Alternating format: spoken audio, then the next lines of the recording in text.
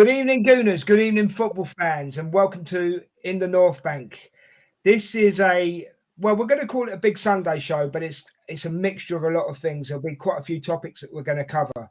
So sit back and watch my 5 other experts talk about the things we're going to talk about, really. And it's been an interesting week for Arsenal, so this should be an interesting show. But first of all, I'm going to introduce my guests, and then we'll start with the first topic. So, Ange, thank you for joining us. And how you doing? I'm good, thank you. Thank you for the warm welcome. Hopefully I can bring something that will be knowledgeable, if not at least fairly entertaining. That's absolutely brilliant. And then obviously we've got Richard. I usually give him a plethora of names, but I'm just going to call him Statman tonight. Statman, how you doing? I'm perfect, mate, or nearly perfect. How are you? I'm like you, mate. I'm nearly perfect. I'm good. Thanks very much for asking. I appreciate it. Then underneath Richard, we've got Max. I actually was a bit worried about you the other day, Max. I thought you'd gone missing because I hadn't seen you in the groups for ages. How you doing, mate? Good. I'm good. Just so you know, Des, just because I'm missing, doesn't mean I can't reach out. Just so you know, I have eyes everywhere. It's good to know, mate. It's good to know. Good to know. And of course, we've got the man, the myth, the legend, the expert, Brian. How you doing, Brian? Oh man, I thought you were talking about Mark. I don't know shit, man. No, I'm good. You know, it's that's cool. It's hot as hell over here on the East Coast, but you know, it's a good day. I'm glad to be on. Glad to hang out with y'all. Good. We're looking forward to it. And of course, the man, the myth, the legend. Everybody loves him, I think. Mark, who doesn't need any introduction. He doesn't really, but how you doing, Mark? I'm good. I'm just baffled about the start of the podcast. You're kind of putting me off track because I thought you said at the start of this 5 experts. Only see me and Ange here. Well, you know, some of us don't like to brag about our expertise, mate. That's all it is, you know. Yeah. You know, some of us shine through more than others. Do you know what I mean? So here we go. So before we start as well, good evening, Emerson. Thanks for joining us, mate. And yes, we will be talking about the topic that you've asked us to talk about. So get in the chat and have your say. Everybody who's watching and who isn't watching yet but will be watching, get in the chat, have your say, have a bit of banter with us. As long as it's polite and it's not offending anybody, say whatever you want to say. Okay, if you've just been in the green room like 5 minutes ago, nothing offends anyone. Like, say what you want. No, yeah, that's quite true, to be honest. So we're going to start tonight with Taylor Hinds. She's just signed from Arsenal. From what I know is we've signed her from Liverpool. She used to play for us, and we've basically signed her back. Am I right there, Richard? Do you want to kick it off? Yeah, she's 26. She left us for Everton in 2018. She then moved from Everton to Liverpool in 2020. So I don't know if Angie's got anything she really wants to say, but her strengths are tackling and positioning. Have you actually left anything for Ange to say? I mean, no, actually, I just want to correct. Sorry, can I correct you on something? She hasn't signed for us yet. Yeah. I thought she had. It's a rumour. So, right, first of all, big date tomorrow, 30th of June. So after that date, any freebies will be coming our way. Right, okay. I thought she had signed. I thought she already. No. Yeah, just for the record. Richard, you misinformed me. Well done. No, well, sure. I'm just double checking that. I'm sure it was from, and it came from. It was a good source as well. Right. Well, when you find that, I know that the. Where is it? This is a good start, isn't it? Right. While you're looking. Sorry, while Richard's looking, can I just say? Yeah. Probably most of the whatevers have been done, but obviously they can't do anything official till after tomorrow. Yeah. No. I get. Yeah. Yeah. So, has she had a medical yet? No, she wouldn't be allowed to. She wouldn't be allowed to. It's Tom Gary of the Guardian. Right, has said that she signed. And it has been confirmed with one of the Liverpool Yeah, but like newspapers. Ange is saying, because of the July mandate, basically, Yeah. that Arsenal are sticking to, it's not going to happen until maybe Tuesday, Wednesday, is it? If it's going to happen. No. Exactly. Yeah. If Arsenal signed her today or tomorrow, we'd have to pay a fee. Yeah, to yeah. sign the contract. Right. Okay. So she get won't. where Right. Ange is. So let's get the facts right. She hasn't actually signed. I thought she had. Mhm. That's my bad. Right. And also, it looks like it's happening in the next couple of days, if not the next week. Yeah. Yeah. Would you agree, guys? Yeah, it's a Yeah. Yeah, Okay, so absolutely. And sorry, just like any Arsenal signing, you've got to do the photo shoot, the video interviews, hold the Walk shirt around. up, You've got to win do the dog, all that Yeah, jazz. Yeah. yeah. And that takes a little bit of time. Yeah. Yeah. That's fine. That's fine. Max, Okay. did you want to say anything about Taylor Hinds, mate? Yeah. I think it's a great signing, to be honest with you, and I can't wait to see her in an Arsenal shirt. And am I right in thinking that she's a midfielder, Ange? Well, yes. From what I've read, at Liverpool, she's left back, also midfield, and then they put full back. And that would, sorry just to interrupt, but that would take me back because obviously we've got Fox as a right back, and we've had Katie as a left back, and we would need someone to take that load off for Katie in particular. But then again, you'd also need someone to take the load off Fox. But anyway, sorry, Max, carry on. Yeah, no. So I'm just saying. So Ange, am I right in thinking she's going to be playing mostly left back then? I'm going to say, yeah, but I could well be wrong on this. I just think that's where it could be. She could be more needed, but I could be totally wrong. You never know. It's good. Well, I mean, she can play right back Yeah, as well. I think it's, yeah. well, I mean, from what I've seen is that she's very versatile and she can both play right back, left back, and midfield. And from that aspect, I think it's a very good sign because it can cover a lot of gaps with one player. And I'm looking forward to seeing what she can do because I think the left back that she's coming in for, I think that she's played a lot of games and she needs to go and have a rest and have a proper rotation, have a break. So I think for her to come in and possibly and to get rotated properly, I think it's a very good signing considering that she can cover those positions. That's what I'm going to say.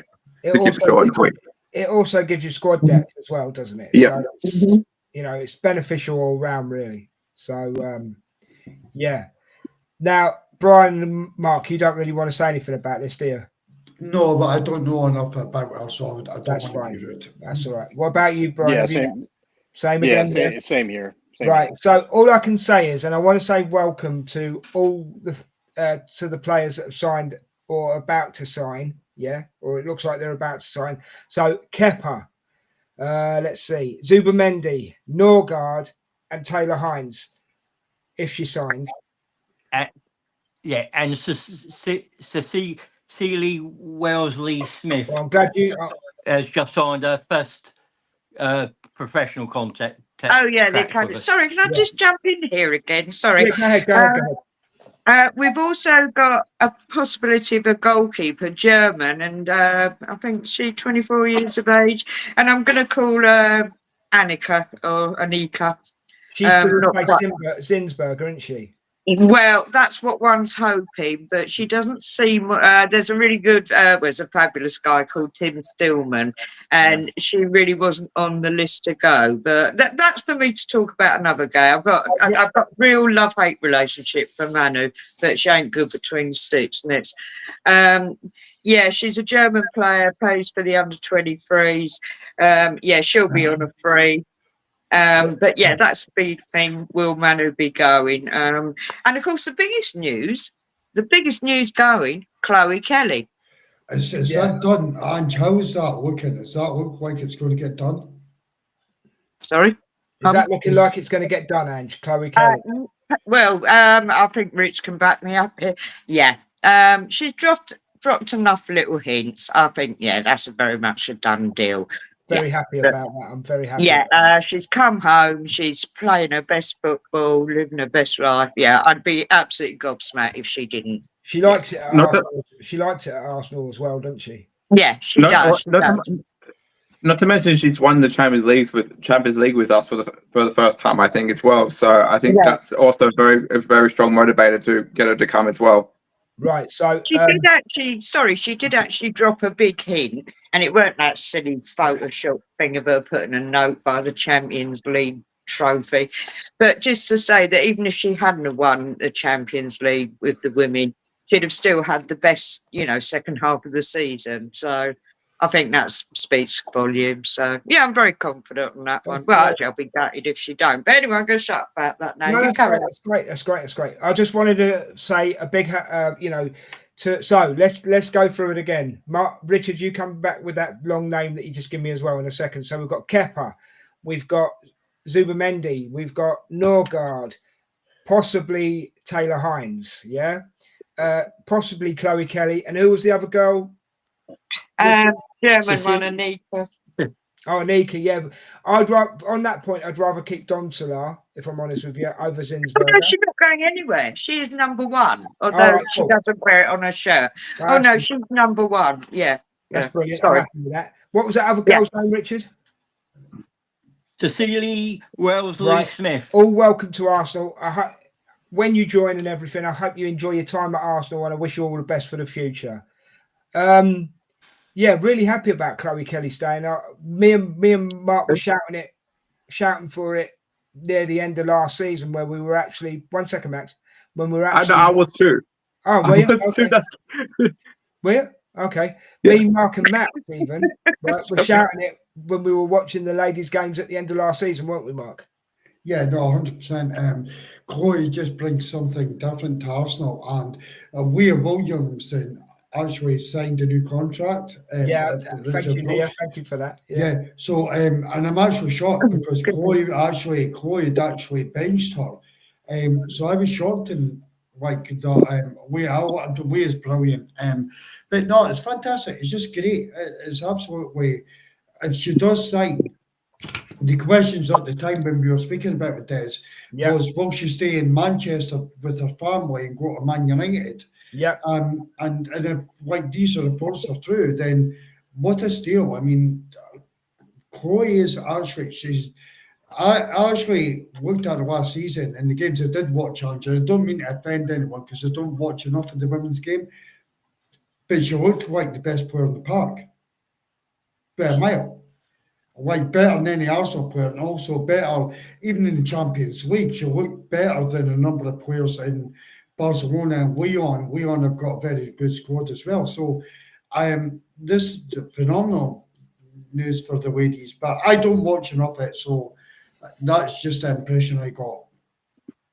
I think she just fits right in. I think she fits right in with Arsenal.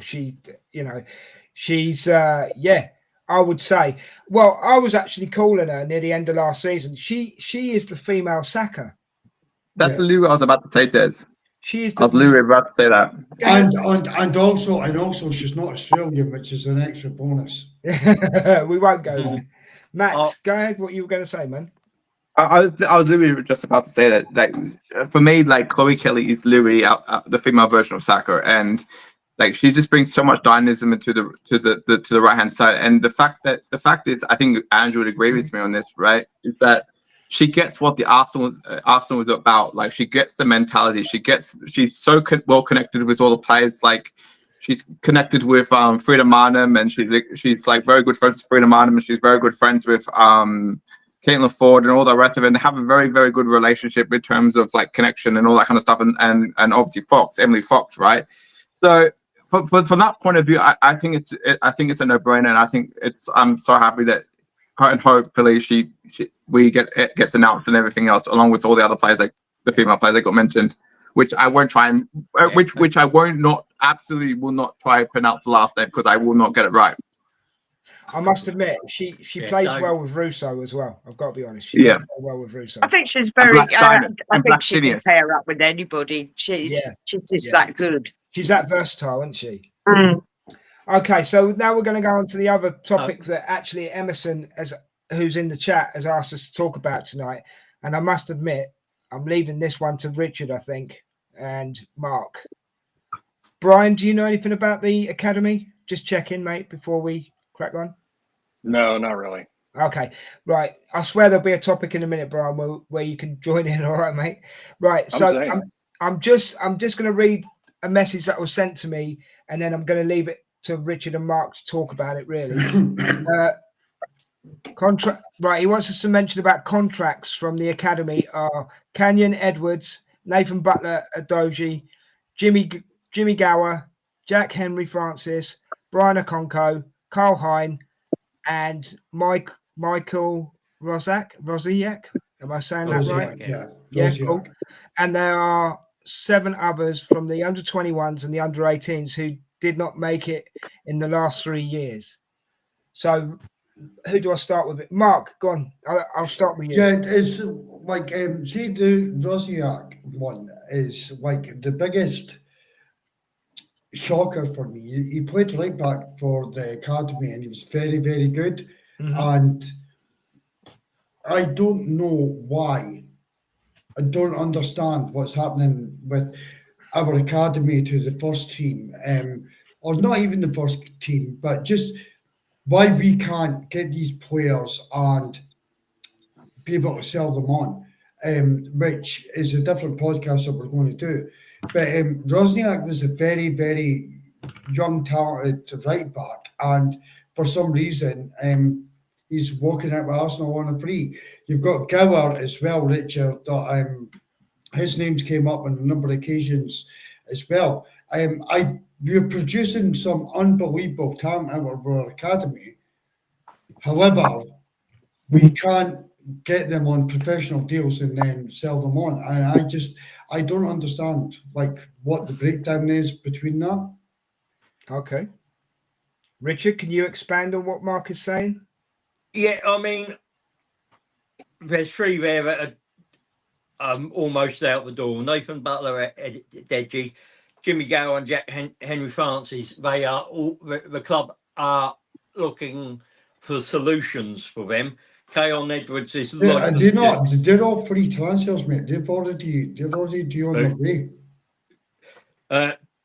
Carl Hine signed a contract in 3-year contract in 24. So we will be able to sell him on, but he is most likely to go. Yeah. Rosiak and Edwards and Brian Okonwo, even though they're out of contract, we are still discussing about whether to keep them on and just for depth. Richard, they're getting released. And then you've got Max Dowman, who is now 16, and he is in the under the 16 age group, so that makes him eligible to play in Premier League games now.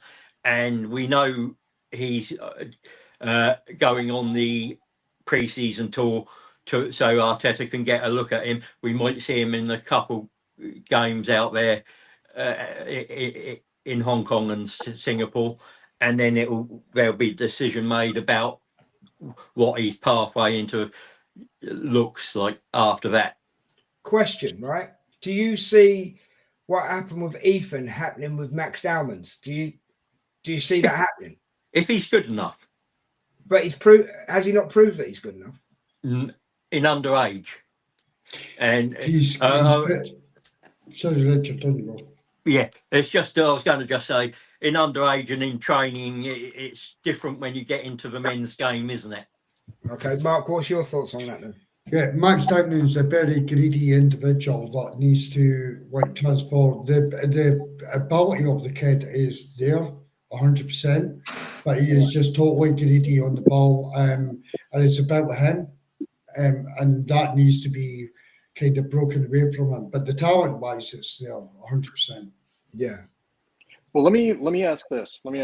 And this is not related to any specific player. This is related to our academy in general, right?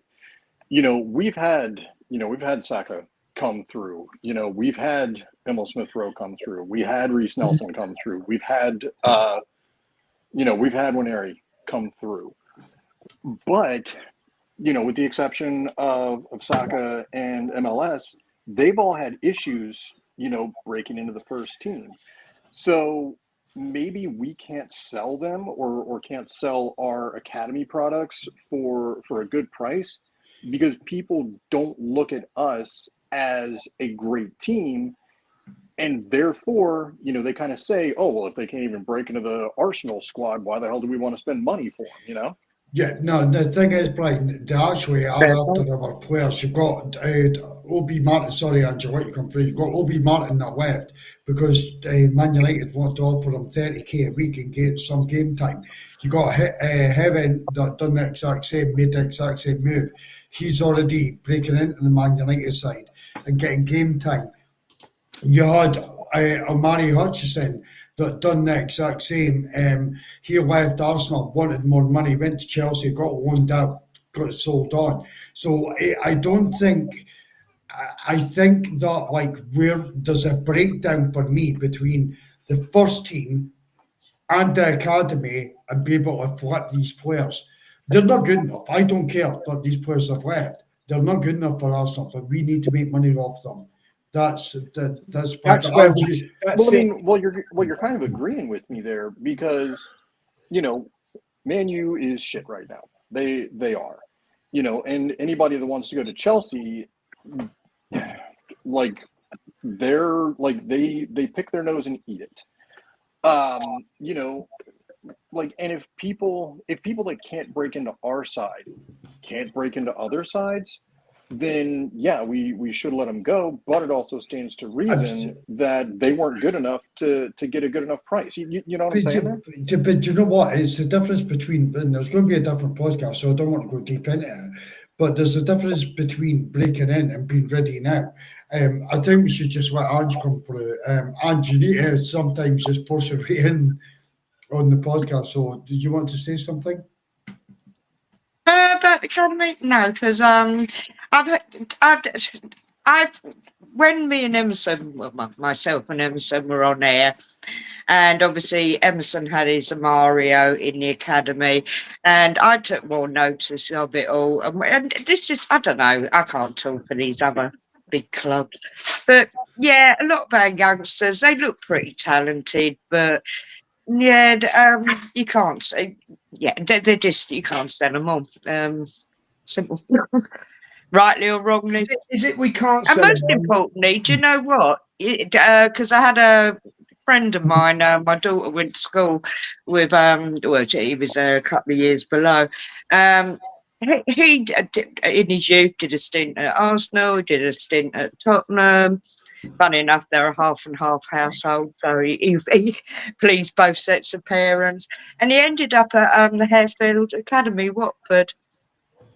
And he was good. He looked like a young Beckham. He had the looks, he had the talent. And in the end, he got released. I'm not sure what he's doing now. I know he's keeping himself.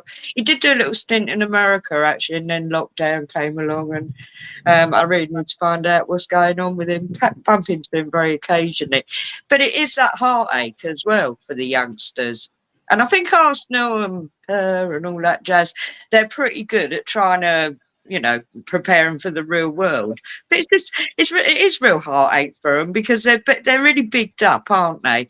You just may be something special, and then oh well, there you go. Is it because it's not so much we can't sell them? Is it more that we don't know how to sell them? Does that make sense? It does make sense. It makes perfect sense.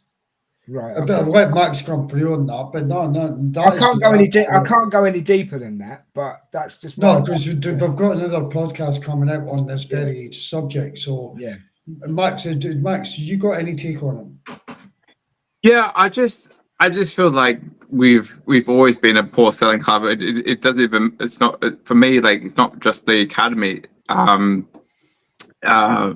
It's not the academy, it's just players in general. I think we've always been a poor selling club. I was on the space with Mike just yesterday, I believe, and today as well. Don't because we've got a podcast coming out on the subject on Wednesday, so don't mention it. Sure. I forgot you were on that space, mate. Yeah, sure. But what I will say is that we've always been a port selling club, so I think we just need to make sure that we get the maximum value for the players, and I just feel like we need to change in the way that we sell players, because we've always been a port selling club, and that's pretty much all I'll say on the subject, because otherwise I'll ruin Mark's podcast. Yeah, It's not my podcast. Yeah, it's not my podcast. But Max, that's dropping Wednesday. If you're free, you could jump on it, mate. Sure. Yeah, that's going to drop on Wednesday evening. It's going to be a big one, guys. You need to, whoever's watching on whatever platform, you need to watch that one on Wednesday. It's going to be very, very interesting. Richard Emerson says, correction on Richard's point on Max. He's still 15 until December. I'm going by George Bird. That was where I got my information from today. So, but that's fair enough. Right, he's also saying something else here as well. But that's fine. But that's okay. See, regardless if he's 15 or not, as long as he turns 16 in a Premier League season, he could play. Ethan Wanyeri actually played a 15-year-old debut was against Brentford. So you can still do that. So you're not, I don't know, he can sign a professional contract. So Emerson, you need to adjust it slightly. Okay. Yeah, hang on. I'll check what George Bird said as well. So Emerson's also saying, does the under-21 managers does not want any of them to go on loan? So that's a problem as well. Yeah, that is a problem. That's a major problem. Get them out there and get them playing football. Get them playing against men. Give them the game time, isn't it? Yeah, so what George Bird actually said is Max Dowman is now officially an under-16 player in terms of age, which means he can now be called up into because the Premier League he becomes 16 in this new season. Yeah. I've got that. So so that just clarifies that point, doesn't it? But I think we've covered this the best we can at the moment. I think we have to move on to another subject now. So I wanted to we did a show last night, guys, and it went off a bit of the track. We were doing a Norgard show. If you watched it, thanks for watching it. I'm just going to great show, by the way, Des. Great show, by the way. Great show, by the way. It wasn't just me; it was the guys as well, But I will say this, right? It got a bit heated in the chat. It went off on a different tangent, but we need to speak about it. I want to bring up the Partey issue that we were talking about last night. Now, I'm hoping that you can all talk about this, because I feel that you will all have feelings on Partey. Something I actually know about. There you go. You can join in. Well, Brian, I'm going to come to you. I'm going to come to you first in a second when I finish my little bit, right? But I'm sure that you can all talk on Partey. You've all got feelings about Partey, and this is your time to air them and air your opinions as well, to be honest with you. So, Brian, I'm going to come to you first. What is your absolute point of view on Partey, mate? So I really like Partey. Everybody can talk about the injury issues that he's had, and it's like, oh, all of a sudden it's a contract year, he's going to play well, and it's like he did, So, I mean, he was really, really good for us. Like, I'm not going to say he was a world beater or anything like that, but in that first game against PSG, when he wasn't there, you could absolutely tell he wasn't there. And so for us to let him go, like, even with Zubamendi coming in, even with Norgard coming in, yes, I know Norgard is basically a depth replacement for Partey. Like, those skills that Partey has, we're going to miss him. Zubamendi is not the same player as Partey. Zubamendi's great, and that's why we're getting him. But there's stuff that Partey just brings to the table. Plus, he already has the experience with Arsenal. And if we're going to make a title shot, if we're going to make a big push this year, we need people that have already bought into how Arteta thinks, to how the squad works together. Like, all those intangibles that bringing in a key player like that might hurt us in the long run. Okay. I could pick holes in what you've just said, but I will as and when I need to. But again, it's your opinion, and everybody's got one. So, Ange, I'm going to go to you next. Your opinion on Partey, and just say it as you see it. Yeah, no, don't pull no punches if you don't want to. Do you know what I mean? Okay, I'll be a bit controversial here. I'm losing track of time now, but we had certain allegations about his private life that never came to light. Now, obviously, we never knew enough about that, but that didn't sit very comfortably, and I'm not his judge and juror. So, okay, that all seemed to blow over, and then there was the big injury issues. And how old is he now? 31. Oh, is Yeah. he? Oh, sorry, I thought he was older. I He's quite mature. thought he was older. I actually Yeah, thought he's he was quite older. mature looking, but anyway, by the by. And yeah, when he's been fit, he's been a fantastic player. And sometimes also when he's been fit, he hasn't been so fantastic. But then you can say that about every player, they're not superhuman. But as best I can say, because I've really dropped off watching the men's game, but I think he's had his time. Fair enough. That's Yeah, absolutely best I can say. yeah. Good luck to him. Mark, go on. Mark, you there? Yeah. Oh. Yeah, I'm here. I thought you'd leave me last, but I'll come in for this one. No, I wanted to give context. All right, okay. So yeah, Go my on, take, Mark. my take is that Thomas Partey is he's African, and the Africans are losing their head or losing one of their own, and it's disgusting. Thomas Partey owes me 2 Premier League titles because he couldn't stay fucking fit. And I'm going to be controversial on it. He couldn't stay fit. He played, basically, he was club doctor followed him on international duty to play football. Who does that? He's an adult. He's an adult. Ange touched on the allegations, but where I sit, I'm totally against it. I've got girls. I have kids. They're girls. And there's no smoke without fire. And I know that professional footballers get it.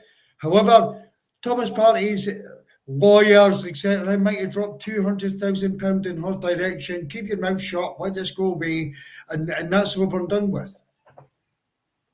I do like this guy got surgery last year and played this season, and he was available this season. Even this season, I was on a podcast arguing his case against other panelists on this podcast regarding the stupid fucking yellow that he picked up, not come out of the PSG game. This guy has never been available when we've actually needed him. So fuck off, Thomas Partey. I don't care. I don't fucking care. Fuck off. Honestly, go play for Barcelona, go back to Africa, go do whatever the fuck you want in life. I do not care. You were never there when I needed you most. So that's my take. There's context for you, Des. No, that's cool. Well, that's why I've asked you to say what you needed to say. That's cool. I've got no problem with it. I mean, I'm going to have my say in a second. Don't worry. You know how I feel. He was the best player at Arsenal at one point. Mm-hmm. But he let us down because he couldn't keep himself fit and be professional. So fuck off back to Africa. Get the fuck out of my football club. Goodbye, Thomas Partey. I am glad you're gone. I am glad you're gone. And let's be How honest. is it his fault if he can't stay healthy, though? Like, if anything, that speaks to the training regimen because he had a whole bunch of... No. Hang on. Let me finish. Let me finish. It Hurry up. speaks to the... Oh, my God. I'm not Richard. Like, it speaks to the training regimen, and it speaks to the number of games that we're asking these players to play because he's had muscle injury after muscle injury after muscle injury. Just like a bunch of other players. He couldn't play 15 games in a season. He couldn't play 15 games in a fucking season, Brian. How is that his fault? Because he's not professional enough. He's not professional enough You can't blame a player for injuries that they pick up unless they're going like skiing or something like that, like Neuer did a couple years ago. No. Like if it's a full hamstring, then that's not their fault. He was mainly getting injured though when he was playing for Ghana. He wasn't actually getting injured for Arsenal. He was getting injured when he was playing for Ghana. But how was that his fault? Just say I don't want to be picked. He's not professional. like that's Ryan, he's like not that's like professional. saying Tierney. But that's like saying Tierney sucks because he always got injured, and that's not his fault. That is I not his understand you're fault. fighting this court. Right, Sure, I understand you're fighting this if we court. want I to, understand that, but you I know, fucking hate Yanks. are you genuine, Brian? Let me ask you a question, Brian. you hate Yanks, but you love me. We've been Brian, over let me this. ask you a question. Are you absolutely happy with the performances we've had off of Partey since he's been at the club? I mean, There no, you go. but like There Ange you said, go. hang on. Like Ange said, not everybody's going to be a Superman, every game, and I'm absolutely in agreement with that. When Partey has had his great games, though, like he's been lights out. He has absolutely been lights out. Do I think he's dropped, 4 out of 10 or like, 2.5 out of 5, whatever scale you want to use? No. I would say, on the overall that I would give him a 7 out of 10 for his time here at Arsenal. So I think that's very if nothing generous. else, I think keep that's him very on generous. a But carry on. Sorry. I personally, I would keep him on a 1-year rolling contract, 1 year with an option, keep him for depth. If you limit his minutes, he's not going to So get. another question, Brian, before I go on to other people, out of fairness. He wanted over £200,000 a week, right? I don't know. 250,000 £250,000 a week to be a bench warmer. Are you cool with that? I mean, like how much is he, or how much was he making? I should say, how much was he making? 200, but he wanted to go up to 250 to be a bench warmer, Brian. If you say he's going to get, a half hour, every week or something like that, no, I would not say see that. There's the balance of the scales, mate. If you know what I mean, yeah. You know what I'm saying? No, I absolutely agree, and I understand. I understand the financial implications about it. My dad talks to me about that. I'm sure he does. He does, but no, like I understand. All things being equal, taking the finances out of it, I think from a sporting perspective, it's going to be a mistake for Partey to go. No, I don't. I totally disagree. And to come back at you, Brian, and I promised myself that I'd be nice to you tonight, but I can't. Tommy Asu has a disease in his muscle, and it's unfortunate, and that's why he's been out for so long. And he's a great player. That is something you cannot control. Thomas Partey does not be professional until the last season of his current contract. Yeah, and then then he plays football. I would have flipped him last season. Right, Mark. Gotta go. But when you're saying be professional, like what exactly do you mean? Well, what I mean by that is getting up in the morning, eating healthy, doing your training regime. I'm talking everything. You play for Arsenal Football Club, you're earning that kind of money. It's being professional at all costs. Anything else to the side of your personal life, I don't give a flying fuck. Stop it, control it, be like a Declan Rice, like a Saka, like a Miles Lewis-Skelly, like an Odegaard. That's what I'm talking. Thomas Partey has been off the scale, and that is why he's never been fit. That is why he's not. This is not like a Kieran Tierney, bro, or injuries. I understand, and some players are just injury prone. Kieran Tierney was injury prone when he came to Arsenal. Thomas Partey was never injured when he was at Atletico. But when he came over to Arsenal, he was always injured. And he let us down. He was one of our best players, and he let us down. He let himself down. As a person, yeah, totally.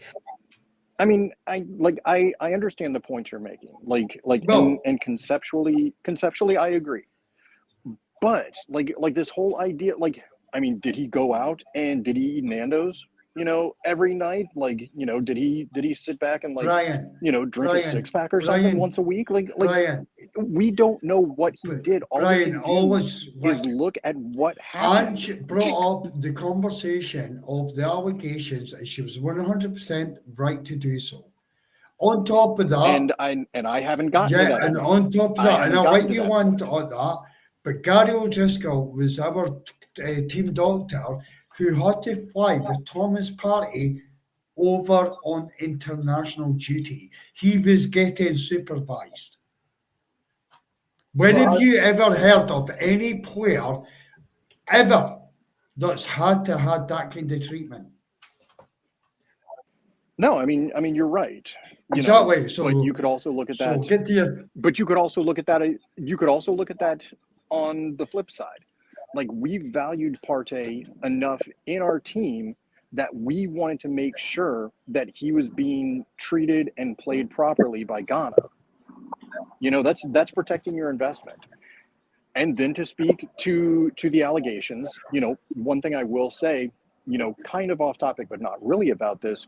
One thing that I really respect about the UK is that they don't name names until somebody is actually charged. And I think that's awesome. Like, I think that really gives, the people the whole innocent until proven guilty thing. They're not really convicted in the court of public opinion.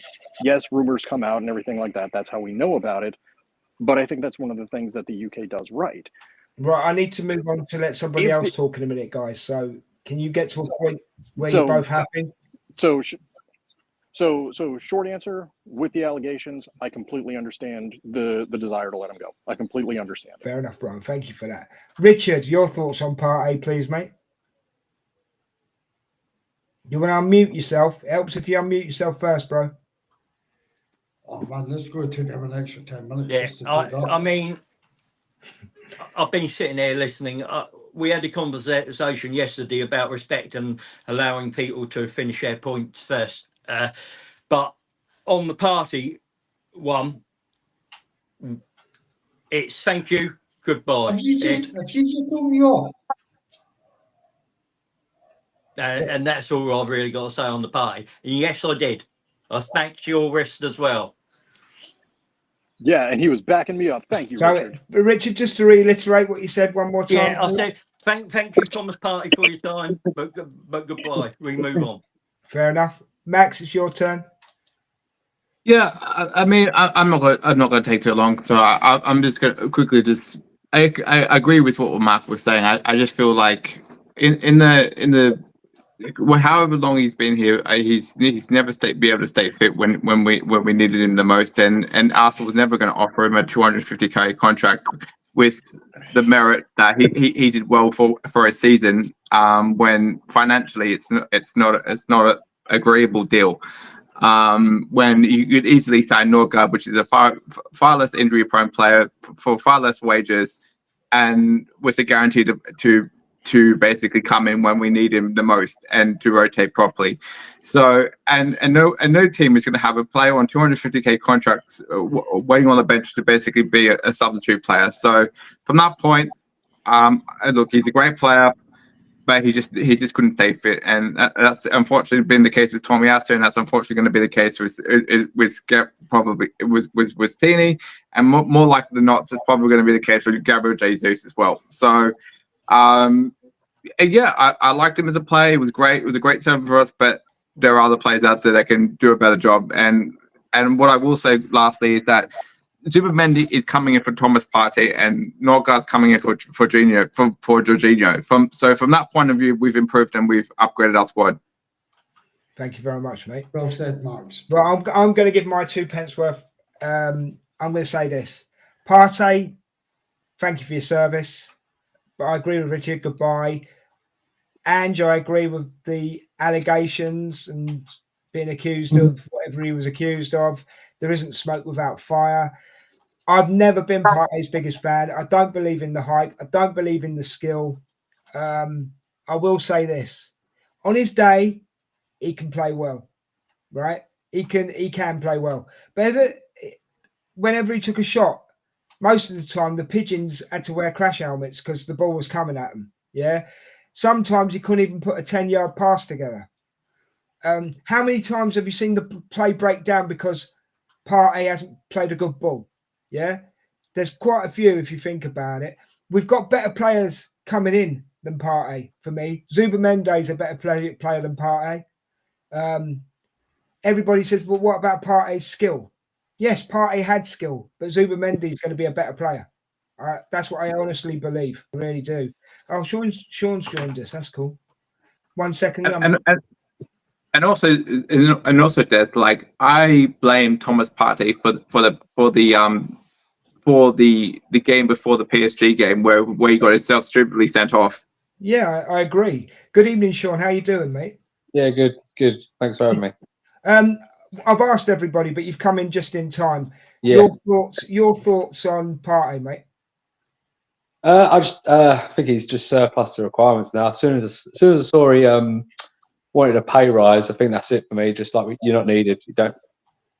Yeah, 33 years old. If you want a pay rise, set yourself off to Saudi. 33 years old, right? And he wanted 250,000 to be a bench warmer, mate. Yeah. At that age, if you want a pay rise, go off to Saudi. Yeah. Do you think? Yeah. Let me ask a quick question before we actually move on to the next topic. Do you think he was trying to do an El Neni? Because El Neni stayed a bench warmer for a year, didn't he? Yeah. Do you think he was trying to do an El Neni? No, I think he's generally happy in London and happy at the club. I just think he's trying to get his last contract. And I'm just like, but you get your last contract when you're 29, 28. You don't do it when you're 32. So yeah, it's too late, mate. Off to Saudi you go. Yeah, I get that. 100%. Sean, can I ask you a question? Just before you move on, Des. Yeah, go ahead. Sean, do you feel that Thomas Partey has let Arsenal down during his tenure at Arsenal? Oh, yeah, massively. I mean, everyone it goes off of last season because he was injured. But, I was listening earlier, but, the allegations is just, it's put a bit of a stain on the club for the last couple of years. Every game I go to, it's just, every time he touches the ball, every single away team boos him. It's just, just makes everyone feel a little bit awkward, and then he's had injury after injury. It's just, it's not been a good signing personally. No, I would agree. Odegaard's better. Zubimendi's going to be better. Declan Rice is better. Norgard could be better. I just think there's Norgard will be better because he's literally the Brentford's captain and he's able to stay fit and he's their best player. He's also 31.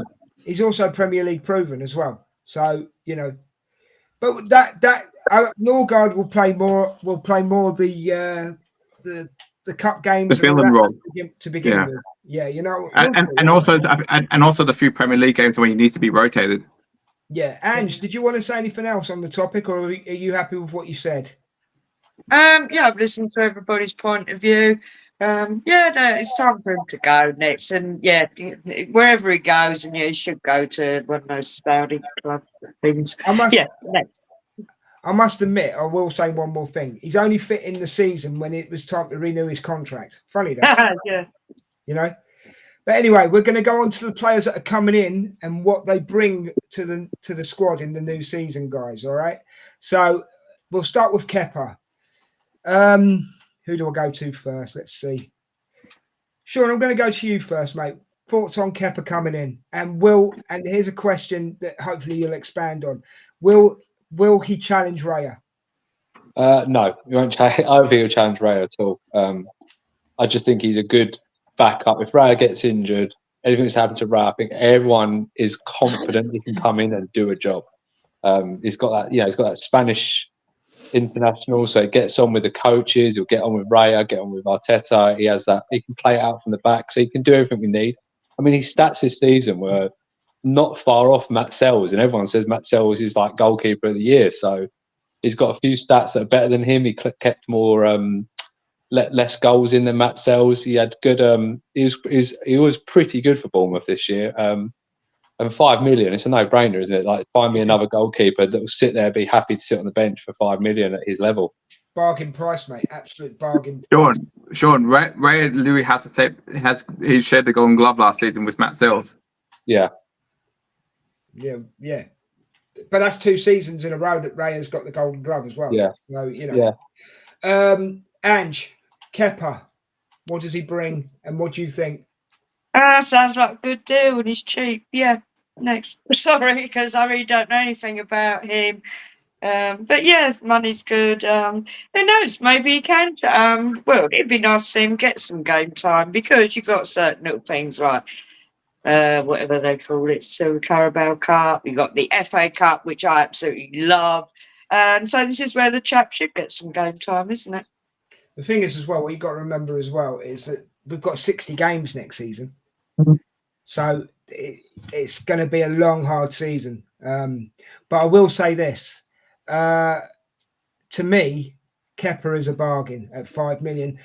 In the respect of, before I come to you other guys, in the respect of, if we'd have gone for Juan Garcia, he'd have cost us 30 million. So Kepa has saved us 25 million quid. Do you know what I mean? Brian, Kepa, thoughts on him, mate? Brian? No. Meh. Oh, because it's not Ramsdale, is it? Um, Sorry, I forgot. Oh, I love Ramsdale. No, I mean, exactly. Ramsdale's great, Sorry. but getting past that, because I know Mark's gonna yell at me about that. Yeah, I think the price is right. You know, he's got the experience. To me, it's just underwhelming. To me, it's just underwhelming, and I think he's not going to come in and step on his crank. But I also don't think that. Yeah, it's just underwhelming. It's just really underwhelming to me. Disappointment is a very harsh thing for you, isn't it, Brian? Whoever I spoke, Richard, Kepa, mate. Yeah, so I mean, he had 71.32% save rate last against Raya's 72.02. That means in real terms that if you put Raya in Bournemouth, he would have conceded one less goal than Kepa did, and Kepa would have conceded one more goal at Arsenal than Raya did. He had 8 clean sheets. He's a decent backup for a price.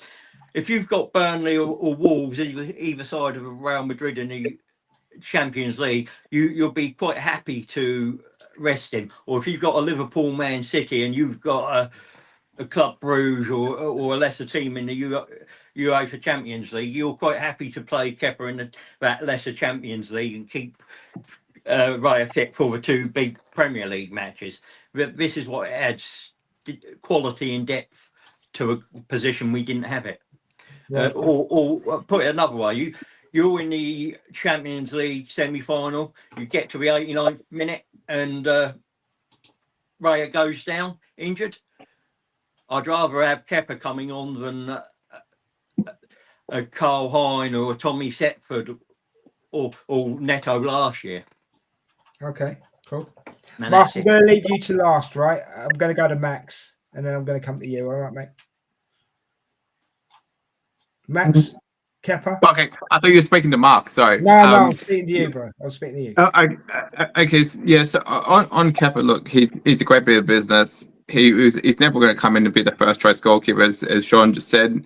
You know, he's going to come in for the cup games, the Carabao Cup, the FA Cup, probably some Premier League games put in there, maybe some Champions League games as well.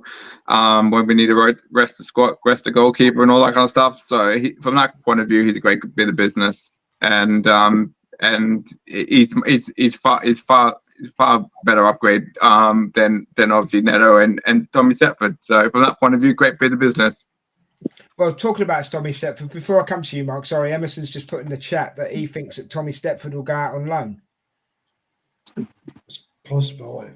Yeah. That's a possibility. But anyway, over to you, Mark, for Kepa, mate. Yeah, to Kepa, first of all, I think this is a player that's had a price tag that's drummed him. And he reminds me of Pepe for Arsenal, where like the price tag's just been too heavy. He was signed for £71 million from Chelsea, and last year Sean picked up on it. He was outstanding he was absolutely outstanding last season for Bournemouth. When I watched him, I thought he was brilliant. Great shot stopper. Where we need to improve him would be distribution. He is a perfect Ramsdale at this moment in time, in my opinion. I think he's as good as Ramsdale. But sorry, Brian. But where we need to improve him would be to throw the ball out. Now, for £5 million, we're able now to start putting money into our attack. This didn't take up £30 million of Arsenal's funds. It took up £5 million. So now we're able to put the serious money where it needs to be spent, where we're all on podcast. Every Arsenal fan's on podcast, every Arsenal fan speaking that where we need to strengthen the team. And we filled it for £5 million. It's an absolute, I think it's genius by Arsenal. I actually think it's genius. And to put this into perspective, if Rhea had went down after the first leg of the Champions League against Real Madrid last season, that we would have got done over from Real Madrid. I can't remember the word that they used, but they would have done Arsenal over in the second leg because Neto was absolutely shit. Now, look at it now. If Rhea goes down and we're in the semi-final or quarter-finals of the Champions League, I'd be happy to have Kepa there. So that's how highly I actually rate this guy. And I think it's an absolute no-brainer. This allows my football club now to go and get me a Rodrigo, to go and get me a Sesko. This is where it is. And it's just brilliant. It's brilliant business. And then and also, sorry, bro. I was just going to say, and also, Mark, let's also not forget that that it's not the first time Chelsea's ruined a player. Oh, 100%. So, do me one favour, mate. Let Mark finish this before he just think about it and then save it till the end. Yeah, is that all right? Sure. But Chelsea gave us Sterling, and Mark loves Sterling. Oh, you had to get that in there, didn't you, Brian? Yeah. I'm finished. And Max, you're okay for interrupting me. No, that's fine. That's fine. I'm just saying, though, Max, in future, if you just keep it in your head and then say it when he's finished, that just makes it easier for me. All right? That's why I'm asking. Sorry. No worries, man. No worries. Okay, so we've covered Kepa. That's a clothing brand, isn't it? Zubimendi is the next one we're going to go on to. Ange, I'm going to start with you because you say you're a bit out of touch with the men's game, but I want to start with you. You must know who Zubimendi is. How do you feel about him coming to Arsenal? Right, I've looked him up because prior to that, I've never heard of him, being Really? honest. Oh, okay. No, because I don't. Yeah, I just don't do that sort of thing. Next, That's fair enough. no, I don't. Well, from the noise and from what I'm reading, he sounds pretty highly rated. How much allegedly have Arsenal paid for him? Richard, how much did they pay for him? Unmute yourself, son. Zubimendi is we've paid just over his release clause. So we've paid an extra 3-4 million over his release clause so we can do it in instalments. Sorry. Yeah, how much is that though? It's 50, it's around £54 million. Right, okay. 55 Right. million, yeah. Okay. How much did we, all right, yeah, you're gonna have to bear with me. I call him Donkey Goat. Havertz. I don't rate him at all. Well, that's a one for another day. How much did we pay for him? 60. Right. 55. That was so overpriced. He just got lucky, but another one for another day. Now, if this geezer is good, because you're talking a fair bit of money, and all right, I know they do it over instalments, whatever, and he proves his worth, then I'll say, yeah, it's a good bit of business. But as I know absolutely sweet FA about him, I really can't comment. But I will be positive and hope that, what's his face, the new geezer, what's his name? Zubimendi, Martin Zubimendi. The one who took over Edu. Bernard. Yeah, that one. That hopefully he is as good as everybody makes out, and it's a good piece of business. It'll be interesting to watch him next season. I think he is good. He's got multiple things going on at a time. He doesn't just look at one player at a time. But just so you know, Zubimendi is Partey's replacement. Yeah, sorry, I had kind of did a bit of research and figured that one out, and obviously you guys were talking earlier, and I was paying attention. But he'll bring something different, and yeah, he can play that position, but he's going to bring something different and hopefully better, and not be injury prone. Yeah, that's cool. That's cool. Sean, Zubimendi, mate? Yeah, I think it's a signing that we desperately need. Losing 2 CDMs, he's definitely one we need to get in. I think he's got that. I think he probably lacks a little bit of pace compared to Partey, but I think he's got the better ability to just get that ball going forward, pick it up, move it about, and then get it forward and get it to those front men so they can do their bit. And that's what we've needed this season more than anything, just to get those front men in the game and get them through on goal. Yeah, totally. Yeah, I agree. I absolutely agree. Let's see. Brian, Zubimendi, mate, what's your thoughts on him? So I like the signing. Back during my dream transfer window podcast, for once, I guess I actually had a good take on this. So there was something that I want to say it was Vicente Del Bosque said about Sergio Busquets, and follow along with me here. Somebody said about Busquets, if you watch the game, you don't see Busquets. If you watch Busquets, you see the game. And that is Zubimendi. Zubimendi is not always going to make the highlight pass. He's not the one that's going to do the 30-yard through ball or anything like that. He's going to be the guy that can hold on to the ball and the guy that's going to make the pass before the pass. So I think I'm really excited about that one, and for the price, and because we're able to pay it in installments. To Richard's and Mark's point, we do have that money freed up to go and upgrade our attack. But I want to come back at Ange on the Kai Havertz thing. So he basically played half the season last year and scored 15 goals. What more do you want? Be fit all season and score 30 goals. And if a bullfrog had wings, he wouldn't bump his ass when he hopped. Again, it's not somebody's fault that they get injured. So what more do we want from our players? Do we want to wrap them in bubble wrap whenever they're not on the pitch? Do we want them to roll around, on razor scooters or something like that so they don't pull a hamstring? That's a ridiculous take. But Brian, it's off topic, so the Kai Havertz, I love Kai Havertz, but Ange, I'll let you go for it. Do you want to say anything? Ange, do you want to say anything?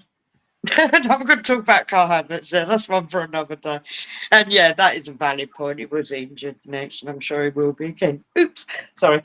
Let's get off that topic. But yeah, back to this chat, Martin. Yeah, that's all good. Next. And I hear, can I just say, I can also, because I know where it's going to lead in, because we keep talking about attacking. And let's use that good old-fashioned terminology, a striker. Yeah, well, we're going to get to that in a minute, Ange. But I will say this, right? Zubimendi also frees up Declan Rice. Yeah, That's a positive, Right. And he frees up Odegaard. Go on, Max. Max, you carry on, because I was going to. Yeah, so for me, Zubimendi, as you said, that he frees up Declan Rice, he frees up Martin Odegaard, and he not only does he free up Martin Odegaard, he allows Saka to play his natural game, which he's never been able to because he's had 2 or 3 players on him as well. Because Martin's always been dropping back and playing the number 8 or playing a number 6, and he's trying to play 3 different roles. And with Zubimendi coming in, not only is Declan Rice allowed to go and play the number 8 position, Martin Odegaard's now gone back and allowed to play a natural number 10 position and be a bit more creative.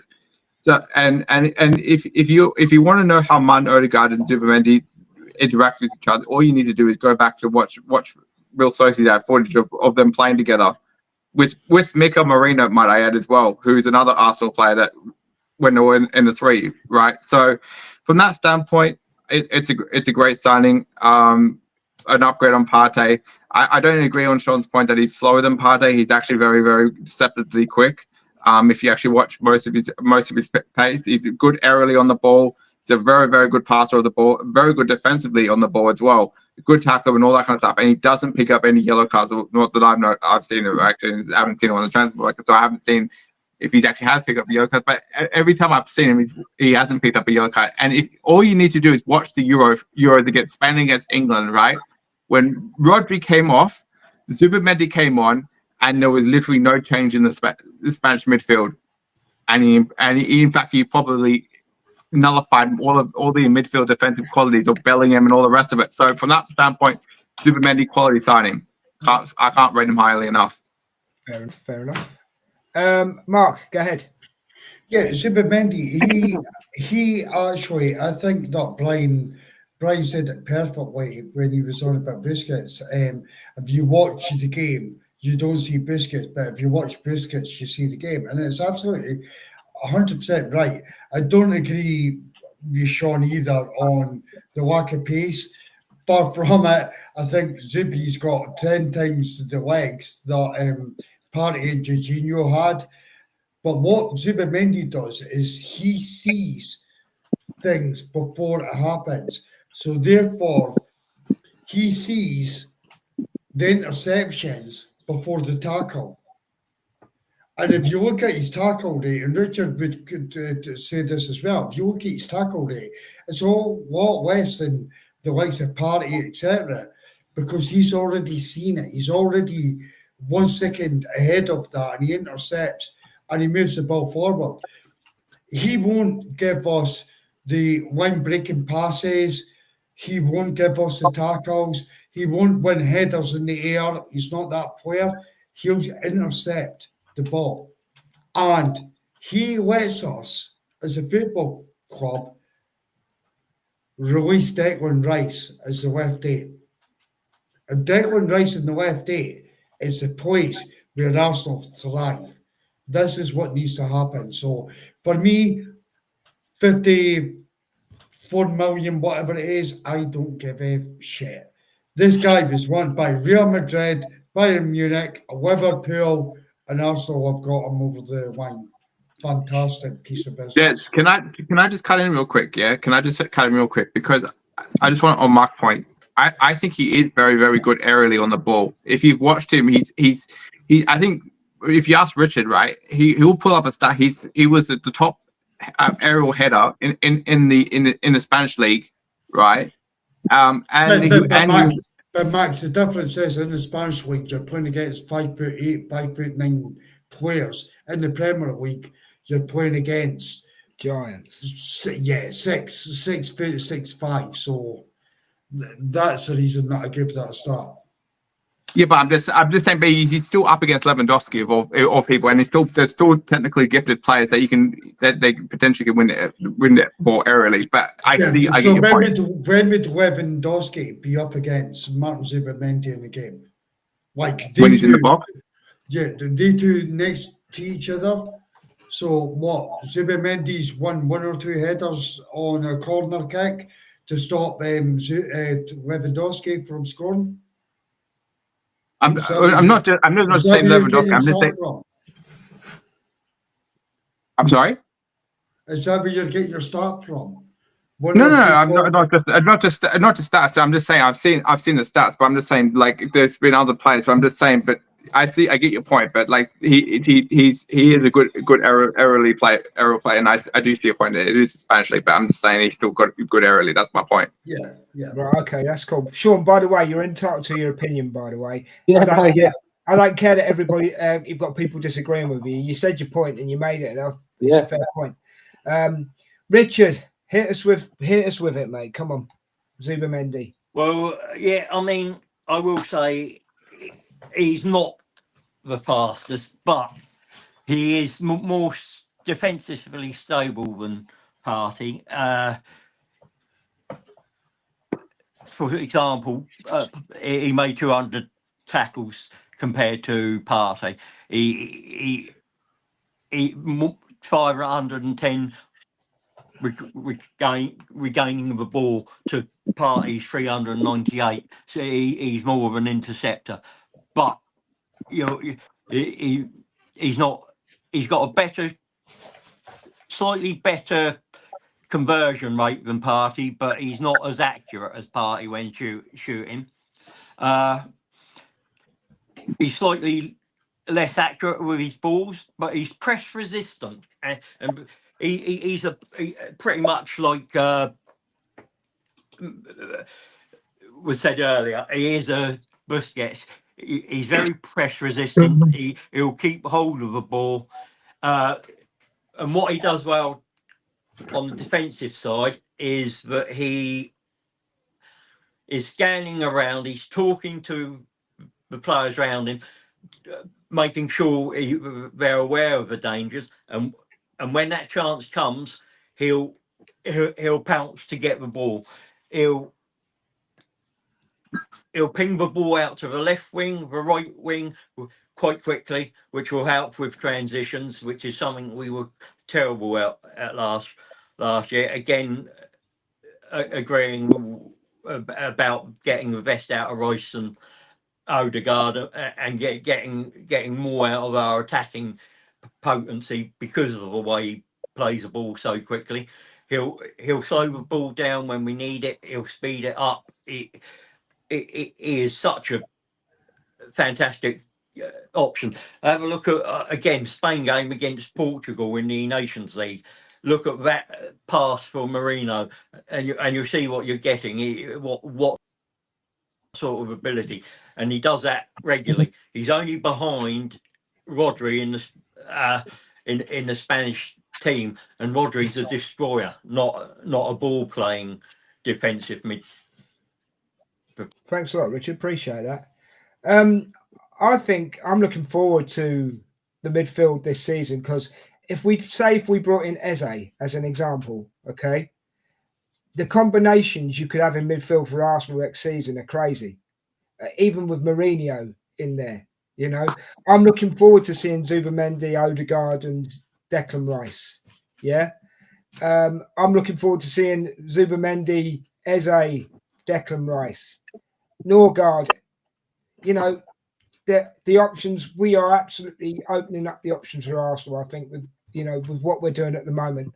Right, we're going to go to Norgard, and then I've got one more topic after that. So, can I just say this real quickly?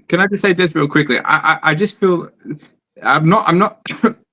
This is probably my ADHD playing up, but I'm not gonna say. I'm sorry, but giving him the number 36 is just a bit of a random OCD random number. Honestly, I would have thought maybe the number 3 would have been more appropriate. But there you go. I believe he picked it, mate. I believe he picked it. Yeah, it's because he had it at the academy in Real Sociedad. That's the link to the number. Right, okay. So that answers that question for you, Max. So right, we're going to go into Norgard, guys. A shock signing. I didn't see it coming. Premier League proven, obviously from Brentford. Good price, I think. He's got that Odegaard. He's got the connection with Odegaard, so that will help. So who do we start with this time? Let's see. Eeny, meeny, miny. Mark, Norgard. Okay, not Mark. Richard, Norgard. Yeah, so we did this not every long time ago, we go in the didn't we? kitchen, do you fucking call my name? Well, don't go in the kitchen. It's simple, isn't it? Don't go in the kitchen. He had an average rating of 7.11 last season. He scored 5 goals, 4 assists. He was Brentford's captain. He's been all over the place, and he's been a pretty decent servant wherever he's been. For me, it's really just having a look at what his stats were last season. So he had an 82.25 pass completion rate.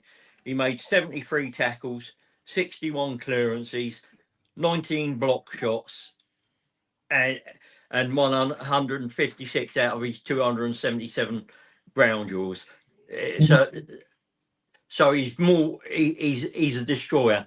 And if you're wanting to bring him in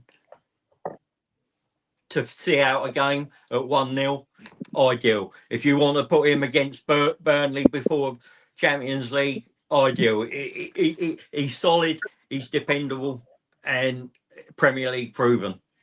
Okay, cool. Ange, you got any thoughts on he's not on my list. Is he Danish? Yes. Yeah. Yeah, right. I got that right. Sorry, once again, I know absolutely nothing about him, but if you're saying he's good, that's fine. How much are they looking at? About 11 million all in, wasn't it? Oh, yeah, that 11 million euros. So basically £8 million. Right, okay, that sounds really good to me. Sorry, I'm being really ignorant here, but yeah, sounds good. Next. It's all right. We can tolerate your ignorance. It's fine. Sorry. Sean, Norgard, mate. Did it come out Um, the blue for you? Did it come out the Yeah, blue? massively. Because there was that news about Partey, and then it was like bang, Norgard. So it's like, okay, Partey's definitely going then. And before that, there was links to Agume. So I'd obviously looked into him, and I quite liked that Agume, and I kind of like sold myself on getting him. But then you read what people saying, right, and then you kind of look at it. It's like we're getting Zubamendi, and then we get Agume. You lack that experience. So like, if something was to happen to Zubamendi, do you want Agume coming in for like 2, 3, 4 months? Probably not. You've got no experience and he's too young.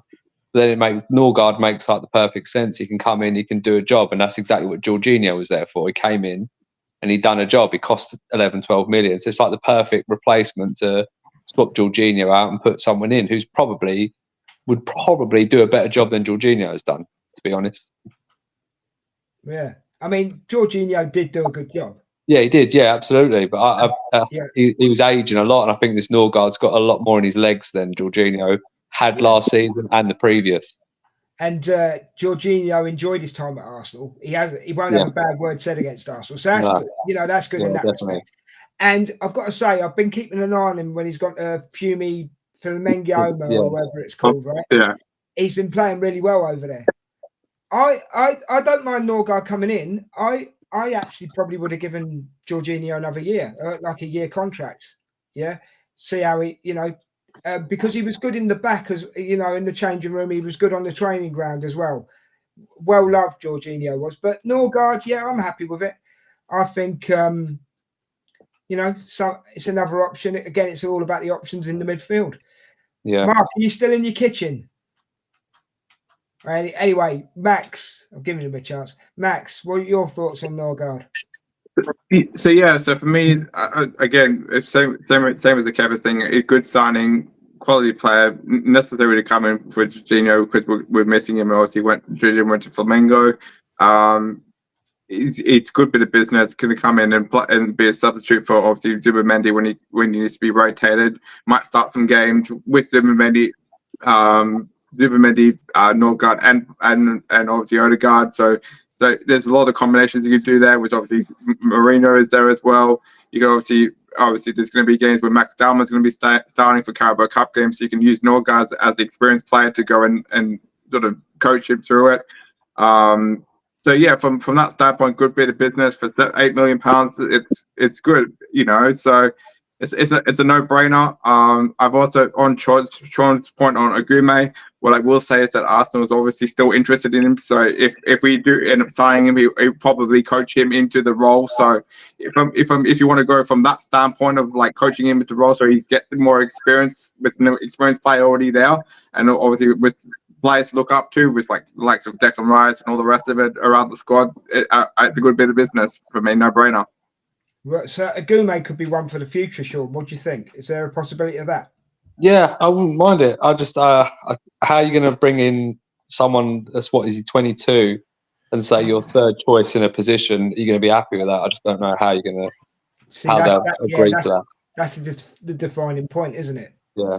You know what I mean? Well, but couldn't you sort of like go, well, Norgard's going to be here for 2 years. You're going to be our basically our second choice for Zubamendi, essentially, and then basically like, so you're going to be like the rotational players, and plus you're going to be playing 60 odd games anyway. So, and plus you need a good squad, and it's going to be a lot of games. So it's not like he's going to be short of game time as well. So yeah, but you've got to remember as well, Max. Sorry, that you're only allowed a certain number of players. You know what I mean? So yeah.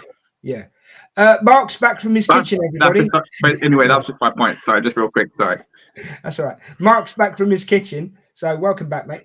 Norgard. Did you shit in it, Mark? Yeah, no, I didn't at all. Anyway, but Norgard has got lots of legs in him. He's got lots of experience in him. I'm good on Jorginho leaving.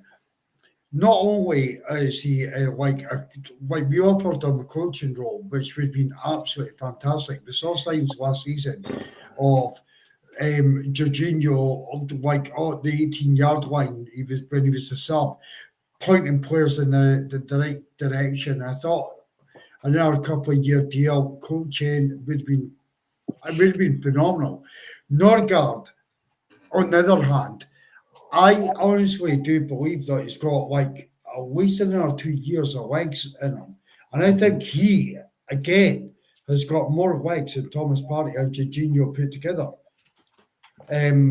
So that for me, he is a Jorginho replacement. And Zubimendi will start for the men's team. So Norgard, he had a brilliant season at Brentford. He's captain and it's cheap money as well. And I think we get at least another 2 years. And this is a sign, and Brian's not here, this is a sign of someone that's been professional within their life that could actually continue from 31 to 33. He could still do that. Norgard is a brilliant tackler. He pushes ball forward. He scores goals. He scored that horrendous goal against Arsenal that like still pisses me off.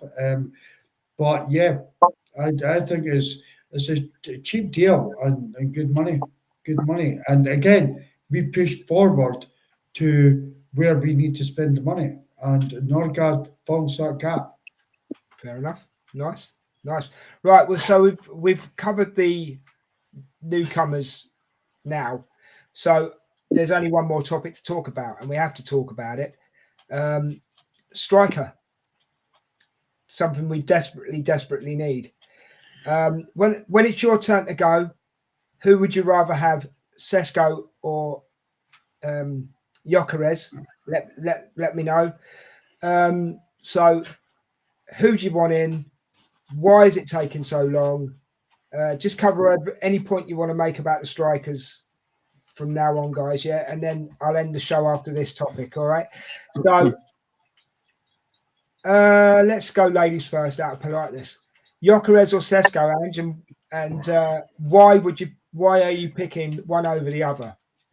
Well, once again, sorry, I really don't know enough about them. It's like a yo-yo at the moment. Obviously, I do social media and the dreaded X and all that jazz. No, I'll throw it in there. Who's the cheaper option? He says. Who knows? Is it Sesko? I think it might. It's be It's Gyökeres by about 2 million. But they've just dropped their prices as well for both players as well. So right. Who's the better? Who would be the better fit for the Premier League, and particularly the way Arsenal plays under Arteta? Well, that's what Who you were knows? supposed to be telling me. Because I've got no idea. Next. I'll tell you what, we'll come back to you in a minute, Ange, yeah? And we'll see what the other guys say. We'll see what the other guys say first, and then you can decide, yeah? Is that better? Yeah, I'll listen. Yeah? Is that all right? Cool. Max, I'm going to go to you first because I've gone to everybody else first tonight. So I'm going to go to you first, mate. Yeah, for me, I want Gyökeres just purely for the goal scoring perspective, but I do think that Sesko would be a better fit for the system that we play. That's how I will say it. I think from a pure goal scoring point, knowing where the goal is and being clinical finishing, I think Gyökeres is your guy. But from a purely from a future perspective of being another Isak and being a very good system player, I think Sesko is your guy if you want to go and get him.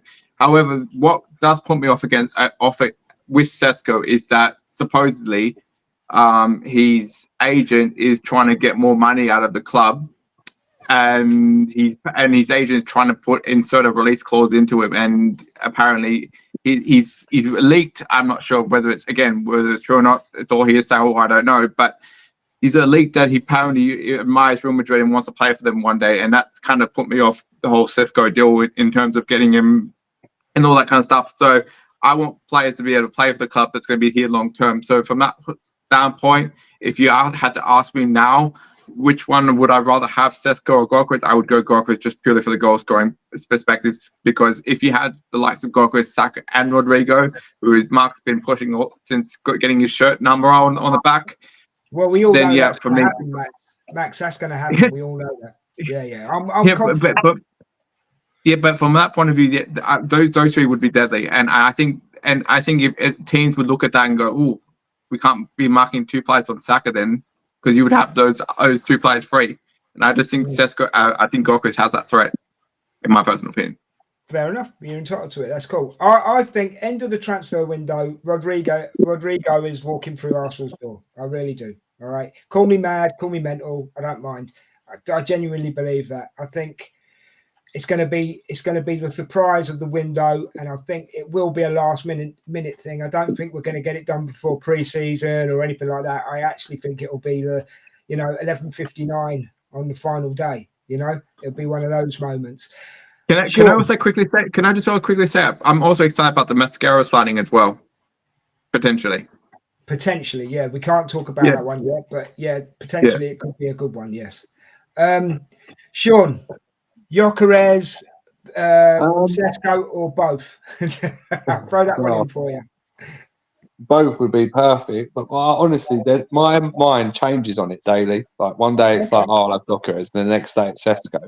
I would take either one at this point. Okay. Today I'm at Sesko, but tomorrow I could be at Gyökeres, and I think with what Max says, I think with Gyökeres, Gyökeres will unlock Saka more. Maybe in the first season, and maybe when he gets found out, it will change. Because I just think that fear factor of the amount of goals he scored will stop doubling up on Saka. So that's what I think Gyökeres can bring. And then I think, okay, he'll get goals. He will get goals. Like people say, it's the Portuguese league. He already got 50. So half that is still 20 plus. Do you know what I mean? I'll take that. Yeah, take it all day long, won't we? But I think for me, it's Sesko. And I think that for me, it's this long-term idea of like he's just turned 23, is he? Or has he just turned 22? 23, yeah. I see the goals that he's like. I watched a video, literally his top 5 best goals against Gyökeres' top 5 best goals. It's just like the amount of different types of goals this man scores is unbelievable, and it just blew me away. Like there's volleys, the headers, his first touch is insane, and he's raw. And I think he can be turned into like an all timer. And personally, when I look at the posts online, I think a lot of the Gyökeres links is a load of rubbish. And every single time you see it, it's always Portuguese outlets saying, oh, there's already been a first bid. Oh, there's a second bid going in. Oh, Gyökeres has given up everything for Arsenal. I don't believe a word of it because it's not been said by anyone else. When you look at the other side of it, you've got that hand of Arsenal, you've got David Ornstein, you've got Fabrizio all saying Sesko's is the one that Arsenal want. So unless something drastic happens with Sesko, I think it's definitely going to happen. I think Sesko is 100% going to happen. It'll probably happen for about £65 million plus add-ons to 70 or something like that. So for me, it's Sesko. Okay, cool, mate. Cool. But as you say, day to day, it's changing on you, is it? It does. It literally, I see something new tomorrow and it'll probably be Gyökeres again. Yeah, I get you. Yeah, I mean, Mark, coming to you in 1 second. He's been tagged as the new Haaland, doesn't he, Sesko? Yeah. Me personally, I'd have both. I'd go for both, and I don't see why not. You know what I mean? Yes. End of the day, can't depend on Kai Havertz forever. And the power of these guys, and like you say, the goal scoring, Sean, of Gyökeres is how he turns a defender is crazy. Yeah. How Isak. We did the wrong thing not going for Isak at Real Sociedad when he was there, and we could have. Went for Jesus instead. And we could have, and we went for Jesus instead. Sorry, I'm repeating you, but yeah, we went for Jesus instead. Yeah. No disrespect to Jesus, but you're looking back on it now, we could have had Isak 2 years ago. Yeah. But anyway, that's by the by. Mark, I know who you go for, but I want you to explain why. Go for it, man. Yeah, I did go for it. We didn't go for Isak back then, by the way. I just want to pick up on that point because he was absolutely shit and he scored like 4 goals for Sociedad.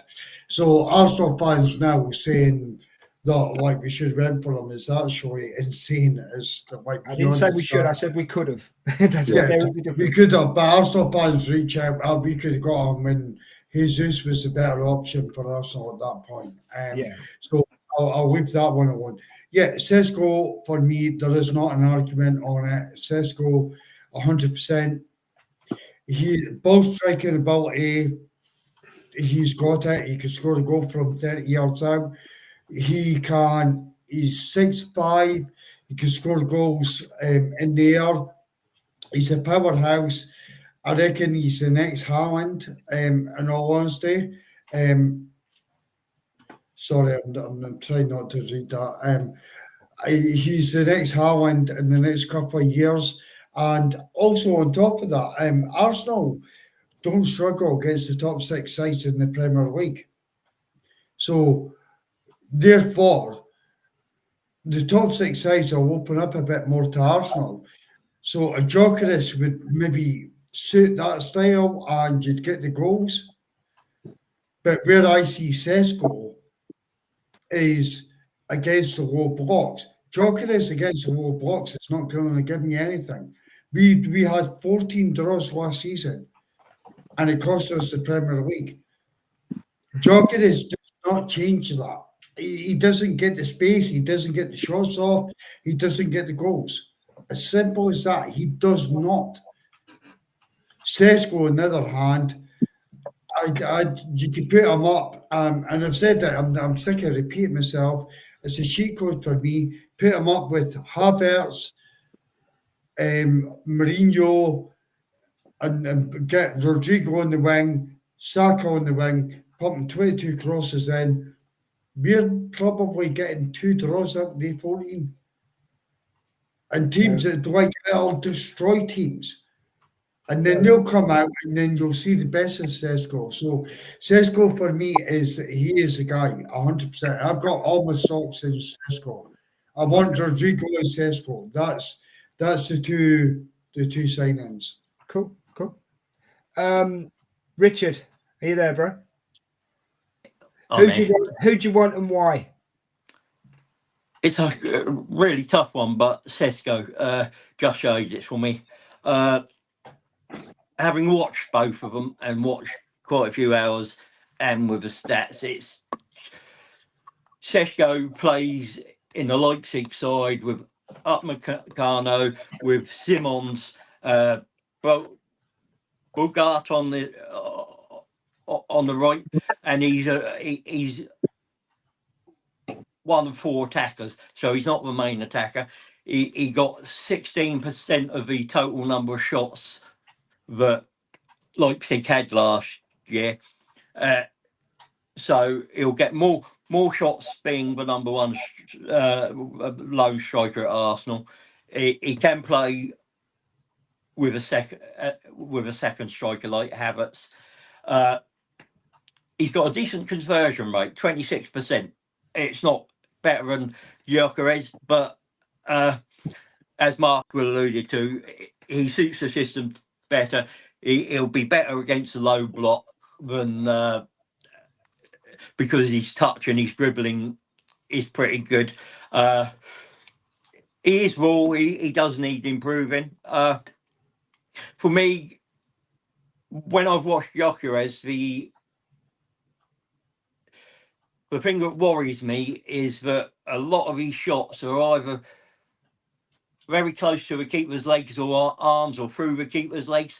And in a better league, that might change. You go back to the Championship, 49 games he played, 22 goals. And that you're stepping up from the Championship level to Premier League level, 11 less games. Will he get 20 odd goals? That's a question around him. I don't think Sesko necessarily gets 20. I think Sesko gets between 15 to 20. But that's good. As long as everyone else is scoring, that's good enough. So they're all shouting as well that the Bundesliga is tougher than the Portuguese league. Does that hold weight with all of you guys? Yeah. Yeah. But at the same time, there's Gyökeres. At the same time, there's the Gyökeres that scored like a lot of goals in the Championship, and that's that's a very hard league too. So I think Richard 22, mate. It's not. And as I said, that was in 49, 11 more games. There you go. You don't mess with the stat, man.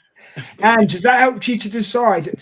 Hearing what the other guys had to say, has that helped you to decide? Yeah, it's been very informative. You won't. We ain't going to get either of them. Sorry, I'm such a cynic. Dominic Calvin-Lewin on the free, isn't he? Oh, don't. Oh, Oh, don't he's a even. quick Don't guy, even. and Right, he's Andrew, been I'm sorry. If you're going to keep talking like that, I'm going to have to kick you off. I've just got to lighten the load now. No, it's cool. It's cool. Oh, I don't know. I really don't know because, yeah, I do a Let bit me of put it this social way, Ange. media. Ange, let me put it to you a different way. Who would you make breakfast for? Neither of them. All right, fair enough. Yeah, if you're going down that road, Yeah, because actually, well, I'm all about Brazilian players. Oh, I've noticed that, yeah. Also, we're going for Rodrigo's. Oh my God! I jump. Play him down the I- middle. There you go. Play him down Yeah. the middle. Don't make him. I'll take that. I'll take that. I'll take that. What a lovely take. What a lovely take that is. Right, I'm just going to put this message up from Emerson. Don't forget that the players are going to Marbella on Wednesday till Saturday to their training camp, but they are not playing any matches while they are there. And Gyökeres. So Emerson wants Gyökeres. So we were at how many Sescos? Hand up, Sesco. 1, 2, 3. 3. Max, you're Gyökeres, yeah? Or you undecided? Oh, okay. I'm more Gyökeres. I've counted you, mate. I've counted you. So 3. Ben, Yeah, go can I ahead. John. say though, Of course. I would take Eze, Rodrigo, and Ollie Watkins. Why Oh, do you know what? No, we've got to talk about this. Why Ollie Watkins, bro? Sorry, Andrew, I'll come back to you in 1 second. Prem No, proven. yeah, talk. He gets Prem proven. He gets 20 goals every season. He wants to leave, and you could probably get him for about 35 million, And which he's frees up money for Rodrigo and Eze. He's an Arsenal boy as well, isn't he? Yeah.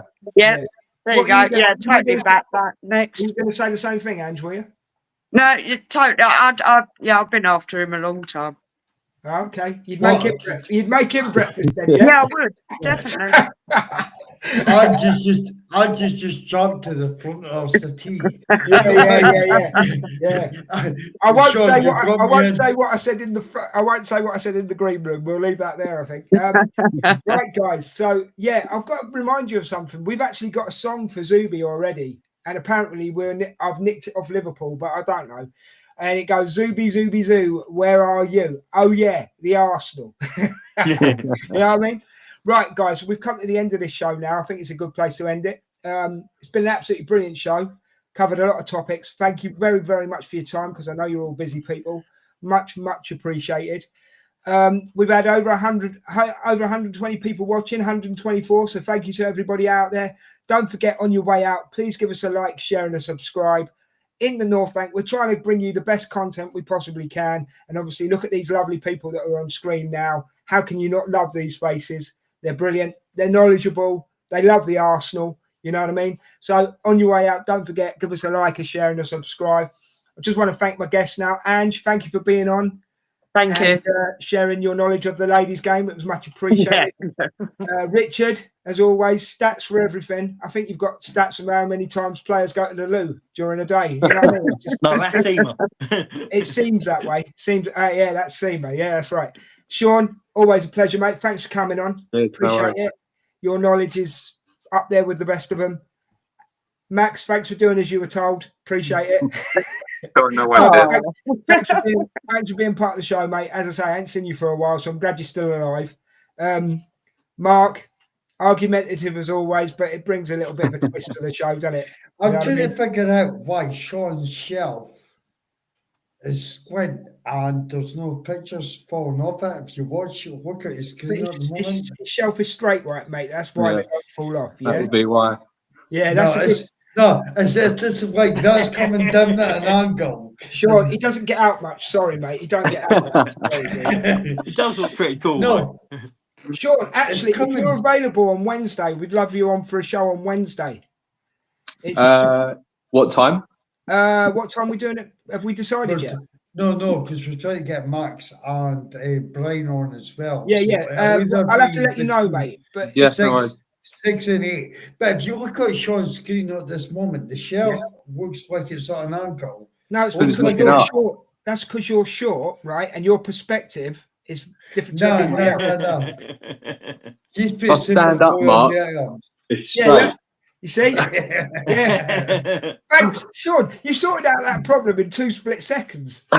Do you know what I mean? No, like I liked my theory there. No, I feel that the shelf was sorted out within seconds, mate. Your theory is absolutely. I think he's got Logic. super glue on these items and he's put it to the shelf. No, and now no, it's no. straight. Will you let me end the show, Mark? Is that all right?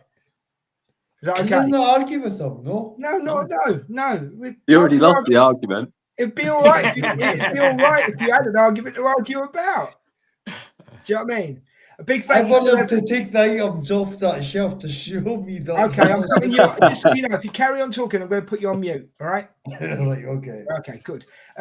Right. Thank you to Emerson in the chat. Been brilliant, mate. Thank you for your topic tonight. It helped the show go along. It was brilliant. Thank you to everyone that's watched. Obviously, thank you to you guys. Sean, we'll let you know about Wednesday. All right. Yeah, cool. But if you could be Let on, me know about that shelf. I think you'll enjoy it. Know about that shelf. Will you shut up? I think you'll enjoy No, it as well, he's Sean. fucking nice. He's super going to take pictures to that shelf. Do you It's know what? diagonal. Sean, do you know what you've done to this poor lad? He won't sleep tonight, right? Because he'll be going. Sam, can we bring logic to this? Look at Sean. I'm trying to. Sean is a really lovely Down the looking bottom guy. corner. But look at the shelf. He And went look at the to- diagonal. Ed, I Ed, think Ed, he's right. super glued to The like shelf these down here, items. look. It's just the way he's got the camera. Sorry. I think you need a new pair of glasses. Yeah, thanks. That's Sean, not glasses. just for clarification, Sean, your shelf's amazing, mate. All right. Yeah. Right, guys, I'm going to end this now. Thank you very much for your Just time. a quick note before you sign off, Des, real quick, right? I want to thank to the 8 Australian people that I've managed to refer back to this show. Just want to quickly say that as well. The 8 Australian people that are watching. Sorry, the American. No, you're not American, are you? Welcome to the Australian. Welcome to the Australian people. Thanks to Max. Appreciate it. Join us more often if you can. Cheers, guys. Take care. Till next time. Love you all. Signing off now. Yeah. Come on, you Thanks your Arsenal. fucking shelf, Sean. Yeah. No, there's nothing wrong with his shelf. Why is that not going on there? There we go. There's nothing wrong with his bloody shelf. There is. Shelf's You can amazing. see it. You need a bit of Arsenal artwork up there, Sean. That's all you need. Yeah, You definitely. know what I mean? Right. Take care, guys. Till next time. Come on, you Gunners. See you later.